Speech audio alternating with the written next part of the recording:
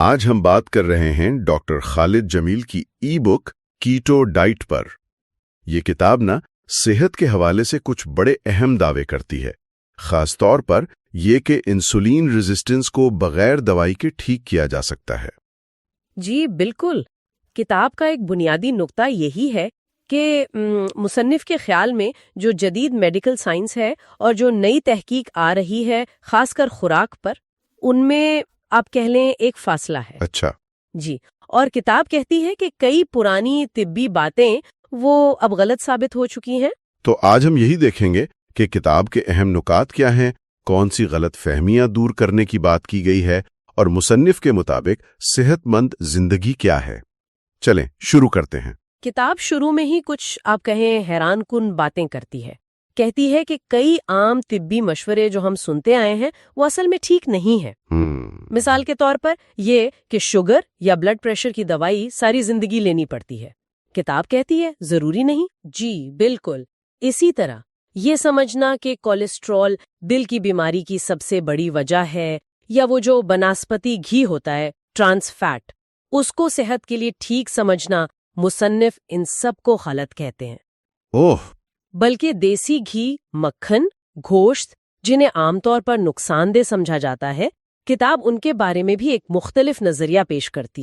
اچھا، یہ تو واقعی روایتی جو سوچ ہے اس سے کافی ہٹ کر ہے۔ جی ہاں، کافی مختلف زاویہ ہے۔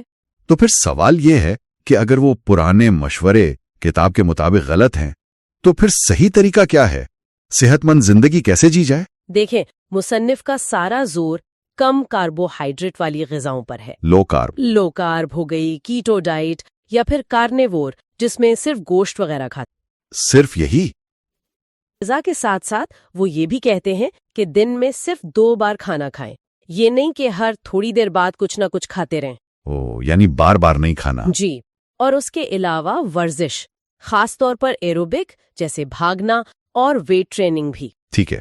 اور رات کو جلدی سونا، مطلب 7 سے 9 گھنٹے کی نیند، اور ذہن کو پرسکون رکھنے کے لیے گہرے سانس لینے کی مشق، یہ سب مل کر ان کے مطابق ایک صحت مند طرز زندگی بنتا ہے۔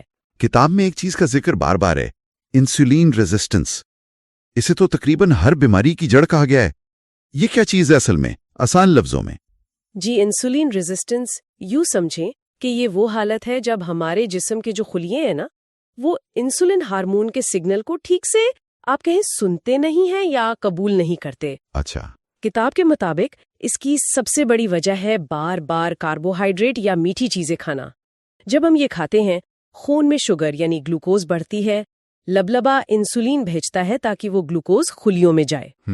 لیکن جب یہ بار بار ہوتا ہے تو جو فالتو گلوکوز ہے وہ چربی بن کر جمع ہونے لگتا ہے، خاص طور پر جگر پر اور پیٹ کے آس پاس۔ اس چربی جمنے سے کیا ہوتا ہے؟ وقت کے ساتھ وہ خلیے انسولین کے سگنل سے آپ کہہ لیں تنگ آ جاتے ہیں، وہ اس پر ٹھیک سے رد عمل نہیں دیتے، اسی کو انسولین ریزسٹنس کہتے ہیں۔ اور کتاب کہتی ہے کہ یہی چیز پھر آگے جا کر ٹائپ 2 ذیابیطس، بلڈ پریشر، دل کی بیماریاں اور بہت سے مسائل پیدا کرتی ہے۔ سمجھ آ گیا۔ اچھا، انسولین کی تو بات ہو گئی، لیکن چربی یعنی فیٹ، اس کے بارے میں کیا کہا گیا ہے؟ عام طور پر تو اسے برا سمجھتے لوگ۔ جی، یہاں بھی کتاب روایتی سوچ سے ہٹ کر بات کرتی ہے۔ مصنف کہتے ہیں کہ چربی جسم کے لیے بہترین ایندھن ہے، خاص طور پر کیٹونز کی شکل میں۔ کیٹونز؟ جی، کیٹونز وہ فیول ہے جو جسم تب بناتا ہے جب اسے کاربوہائیڈریٹ نہیں ملتے، اور وہ توانائی کے لیے چربی استعمال کرنا شروع کر دیتا ہے۔ اچھا۔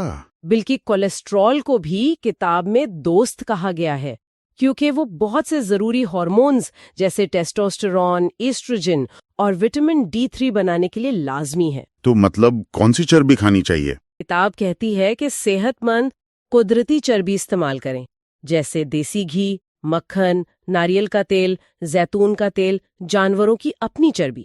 لیکن ایک بہت اہم شرط ہے اس کے ساتھ۔ وہ کیا؟ شرط یہ ہے کہ کاربوہائیڈریٹ کا استعمال بہت کم رکھنا ہے، تبھی جسم توانائی کے لیے چربی استعمال کرے گا۔ ٹھیک، یعنی کم کاربز اور صحت مند چربی۔ بالکل۔ کتاب میں آج کل کے کھانوں پر بھی سخت تنقید ہے، انہیں تو زہر تک کہا گیا ہے۔ اس کی کیا وجہ بتائی ہے؟ مصنف کے مطابق صنعتی انقلاب کے بعد سے ہماری خوراک میں بہت سی خرابیاں آئی ہیں۔ ایک تو وہ GMO بیج یعنی جن کے DNA میں تبدیلی کی گئی ہو، ہاں سنا ہے۔ پھر کیمیائی کھادیں، اسپرے کا بہت زیادہ استعمال، پھر خوراک کو پروسیس کرنے کے طریقے فیکٹریوں میں جو بنتی ہیں، اور وہ مصنوعی تیل جو ہم استعمال کرتے ہیں، ریفائنڈ آئل وغیرہ۔ جی، ریفائنڈ ویجیٹیبل آئلز، یہاں تک کہ کھانا پکانے کے کچھ طریقے جیسے بہت تیز آنچ پر پکانا یا تیل کو بار بار استعمال کرنا، یہ بھی ان کے مطابق کھانے کو فائدہ مند کے بجائے نقصان دہ بنا دیتے ہیں۔ تو کافی گہری باتیں ہیں۔ جی، اصل میں وہ قدرتی حالت سے دوری کی بات کر رہے ہیں۔ تو خلاصہ کریں تو یہ کتاب صحت اور خوراک کے بارے میں جو عام تصورات ہیں ان کو کافی زور سے چیلنج کر رہی ہے، بالکل، اور قدرتی کم کاربوہائیڈریٹ والی خوراک اور لائف سٹائل میں بنیادی تبدیلیوں پر جیسے کھانے کے اوقات، نیند، ورزش، ان سب پر بہت زور دے رہی ہے۔ جی، بنیادی پیغام یہی لگتا ہے کہ اپنے جسم کو سمجھیں، انسولین کے رول کو سمجھیں، اور جو پروسیسڈ صنعتی غذائیں ہیں ان سے بچیں۔ مصنف کے مطابق صحت کی چابی ہمارے اپنے ہاتھ میں ہے، ہمارے طرز زندگی میں۔ صحیح۔ تو آخر میں ایک سوال چھوڑ جاتے ہیں سوچنے کے لیے، کیا واقعی ہمیں صحت اور خوراک کے بارے میں اپنے پرانے خیالات پر نظر ثانی کرنے کی ضرورت ہے جیسا یہ کتاب کہہ رہی ہے؟ اور اگر ہاں تو پھر یہ جو طرز زندگی کی بڑی تبدیلیاں ہیں، خوراک بدلنا، دن میں صرف 2 بار کھانا، یہ ایک عام آدمی کے لیے کتنا ممکن ہے، کتنا عملی ہے، اس پر ضرور سوچیے گا۔